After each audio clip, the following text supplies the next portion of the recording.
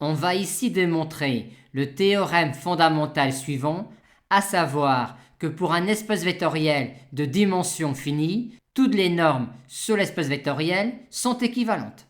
E étant de dimension finie, on peut considérer une base de E, et on peut alors considérer la norme infinie sur E associée à cette base-là de E.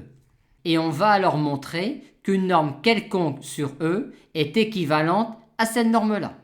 Il y a une inégalité qui est évidente par application de l'inégalité triangulaire à cette norme-là. On a bien alors un réel alpha strictement positif qui ne dépend pas du vecteur x considéré, tel que pour tout vecteur x de E, la norme de x est inférieure ou égale à alpha multiplié par la norme infinie de x. Montrons maintenant l'autre inégalité, à savoir qu'il existe un réel bêta strictement positif, tel que pour tout vecteur x de E, la norme infinie de x est inférieure ou égale à bêta multiplié par la norme de x.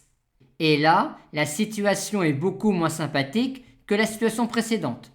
Aussi va-t-on supposer que tel n'est pas le cas et montrer qu'alors on aboutit à une absurdité. Si tel n'est pas le cas, quel que soit le réel bêta strictement positif, aussi grand soit-il, disons n, il existera un vecteur xn de E pour lequel on n'a pas l'inégalité.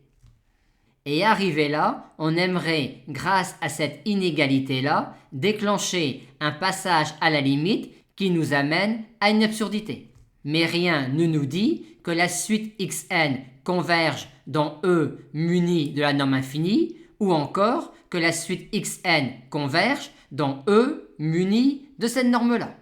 Par contre, dans E muni de la norme infinie, si on a une suite un de vecteurs qui est bornée, on doit pouvoir réussir, grâce au théorème de Bolzano-Weierstrass sur les suites réelles ou complexes, réussir à construire une suite extraite u-n qui converge dans E muni de la norme infinie. Mais rien ne nous dit que la suite xn est bornée dans E muni de la norme infinie. Par contre, cette inégalité-là nous dit que xn n'est jamais nul. Par conséquent, on peut considérer cette suite un de vecteurs-là, qui est évidemment bornée dans E muni de la norme infinie, vu que tous ces vecteurs-là sont des vecteurs unitaires de E muni de la norme infinie. Et comme la suite de vecteurs un est bornée dans E muni de la norme infinie, il en est de même pour les suites uni de ses composantes dans la base B de E. On a donc ici, pour i allant de 1 à r, des suites de scalaires qui sont bornées.